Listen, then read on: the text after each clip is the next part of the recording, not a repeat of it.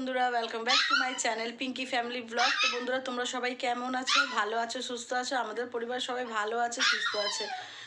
তো অনেক দিন পর তোমাদের সামনে আবার এলাম, ক্যামেরাটা সামনে ধরলাম।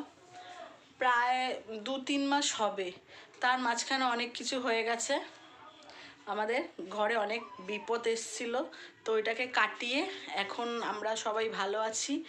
তো তার জন্য কোনো ভিডিও করা হচ্ছিল না, কিছু না, কিন্তু শর্ট শর্ট ভিডিও দিচ্ছিলাম, যেহেতু একটু দিতেই হয়। তো অনেক দিন হয়ে গেছে একটা লং ভিডিও দেওয়া। তো আজকে ভাবলাম চলো যতটুকুই হোক একটু লং ভিডিও দেওয়া যাক। তো এখন বাজে সন্ধ্যে 7:30 বাজে। তো ভাবলাম এখনই চলো। আর আমার ঠান্ডা লেগে আছে, গলাটা হয়তো ভারী ভারী মনে হবে। তো দেখো আমার জিউ শুয়ে আছে। এই জিউকে নিয়েই অনেক গল্প আছে বন্ধুরা। ওকে নিয়ে আমরা অনেক কষ্ট করেছি এই কালী পুজোর দিনের পর থেকে। এই যে ওর খুব শরীরটা খারাপ হয়ে গেছিলো, মানে একটা বাজে একটা ব্যাপার হয়ে গেছিলো। ওকে নিয়ে আমরা খুব টেনশানে ছিলাম যে টেনশানটা কীভাবে যে মাথা থেকে সরবে, বা ওকে কিভাবে ভালো হবে না হবে, এটা নিয়ে আমরা খুব ঘরের সবাই টেনশানে ছিলাম। তো তোমাদেরকে বলা হয়নি, দেখানোও হয়নি ওই সময়টা। ওই জিনিসটা মানে ভিডিও করব বা কিছু, সেটা আর মাথায় ছিল না, বা ভালোও লাগছিল না। একটু মাথায় টেনশান ছিল, চিন্তা ছিল ওকে নিয়ে, যেহেতু আমরা ওকে খুব ভালোবাসি। তো চলো বলবো, এই ভিডিওর মধ্যেই বলবো যে ওর কি হয়েছিল না হয়েছিল। তো এইদিকে দেখো বেসিনে বাসন ভর্তি, মাজবো, রান্নাও আছে। তো রান্না করব। আর আমাদের ঘরে একটা নতুন অতিথি এসছে, সেটাও তোমাদেরকে দেখিয়ে শেয়ার করব, তোমাদেরকে দেখাবো। আবার শুনতে পাচ্ছ, তো নতুন সদস্য। তো আমার সদস্যটা আনাটা হচ্ছে ওর জন্য। তো সেটা তোমাদেরকে দেখাবো, তোমরাও সবাই দেখে বলো কেমন হয়েছে। তো চলো ততক্ষণ আগে কিছু টুকটাক ঘরের কাজ করব। ভেবেছিলাম সকাল থেকেই ব্লগটা করব, কিন্তু করা হয়নি। একটু কাজ ছিল, কাজটা সারতে অনেক সময় লেগে গেছিলো। তো ভাবলাম এখনই একটু করি। তো এখন রান্না করব, কি করব বলো তো? গিলে মেটে রান্না করব, আর রুটি করব। আর 2 ছেলে পড়তে গেছে, তোমাদের দাদাভাই এখনও কাজ দিয়ে আসেনি। আর এদিকে বাসন মাজতে হবে, অনেক কাজ। তো আমাদের জিওর গল্পটাই বলি। ওর বেবি হওয়ার ছিল কালী পুজোর দিনে। কালী পুজো 20 তারিখে পড়েছিল, 20 তারিখেই ছিল ওর ডেলিভারি ডেট। হ্যাঁ, 20 তারিখে কালী পুজোর দিন ডেট ছিল, কিন্তু আমরা বুঝতে পারিনি। ডক্টর বলে দিয়েছিল যে 20 তারিখে ওর ডেলিভারি হবে, কিন্তু ওর লেবার পেনটা হচ্ছিল।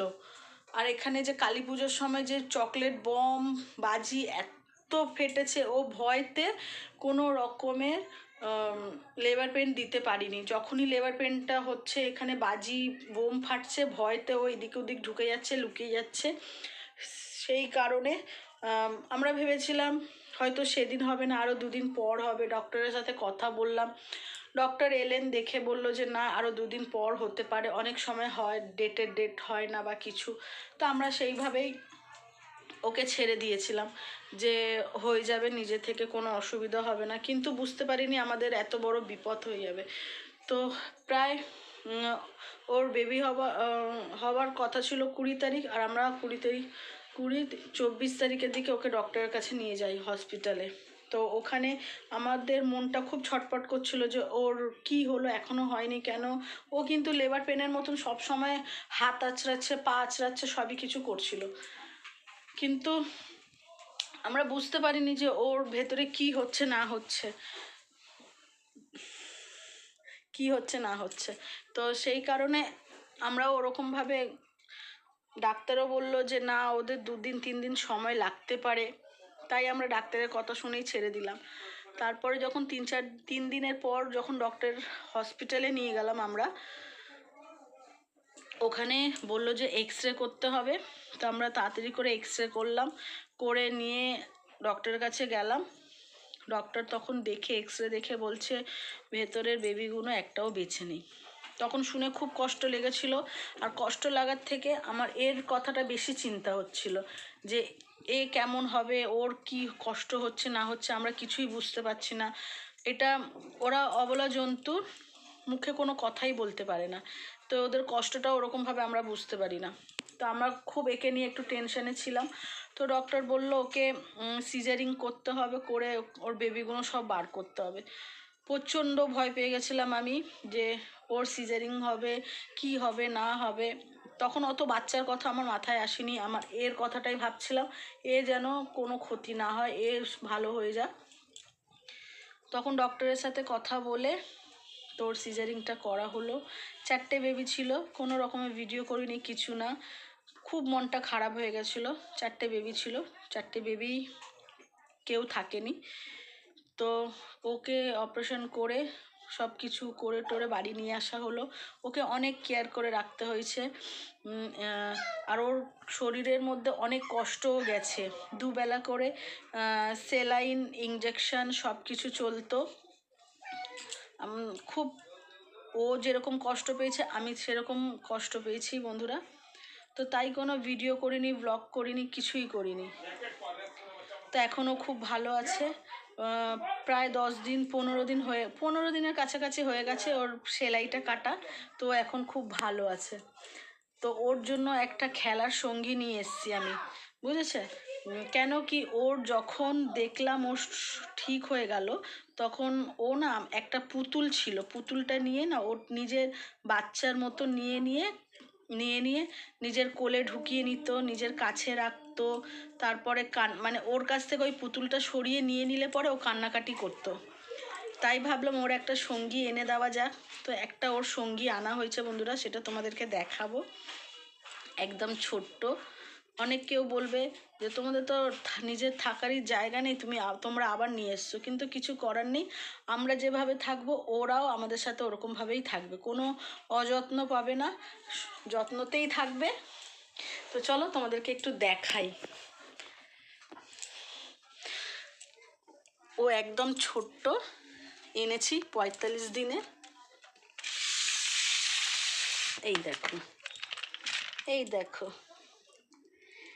কই কই কই আমার। ওর নাম আছে জিউ আর এর নাম রেখেছি লিও। তো এ হচ্ছে মেয়েই আছে, ফিমেল।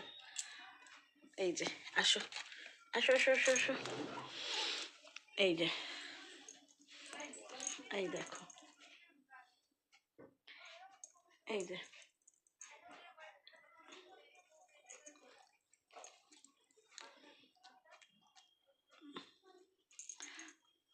তো একে দেখে কোনো রকম রাগারাগি কিছু করে না, প্রচণ্ড খেলা করে। একে নিয়ে যদি একটু বাইরের দিকে বেরোলে পরে ও খুব রেগে যায়, মানে একে নিয়ে বাইরে যাওয়া যাবে না, ওর কাছেই রাখতে হবে। এই যে, এই যে, এই যে। তো বন্ধুরা, এইটাই হলো গল্প। খুব কষ্টই ছিল আমার জিউ, এখনও খুব ভালো আছো। শোনা শোনা শোনা। তো এইটা একটা নতুন 45 দিনের বাচ্চা, 45 দিনের। এই তো এই তো। তো ও এখন স্যারেল্যাক্স খায়, ওকে স্যারেল্যাক্সই দেওয়া হয়। এই তো স্যারেল্যাক্স খায় ও এখন 4 বেলা করে। ওর একটা টাইম বাঁধা আছে। একটা ফার্স্ট ভ্যাকসিন হয়ে গেছে, ওর একটা ডিয়ার্মিংও হয়ে গেছে, কৃমির ওষুধ একটা ফার্স্ট ভ্যাকসিন হয়ে গেছে, আবার আগের মাসে একটা ভ্যাকসিন হবে।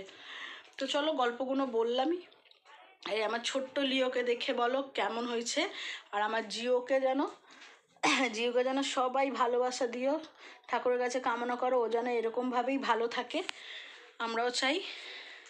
তো চলো একে এখন রেখে দিই। খুব দুষ্টু, কিন্তু খুব দুষ্টু। আমি এখন অনেক কাজ করব, বাকি আছে, তোমাদের বললামই। দেখো, ও থাকে এখানে থাকে, এক্ষুনি চিৎকার চেঁচামেচি করতে শুরু করে দেবে। তো তার আগে আমি বাসন কটা মাজবো। এই যে দেখালে, আমি বাসন কটা মাজবো আর গিলে মেটে রান্না করবো আর রুটি করব। ঘড়ির কাঁটা এখন বাজতে চললো 7:45 হতে গেল। 7:30 দিয়ে তোমাদের সাথে কথা বলছি। বাইরে বেশ ঠান্ডা ঠান্ডা পড়েছে, ঘরে থাকলেও তো বোঝা যায় না। তো চলো বাসন কটা মেজে নিই, পরে দেখা হচ্ছে।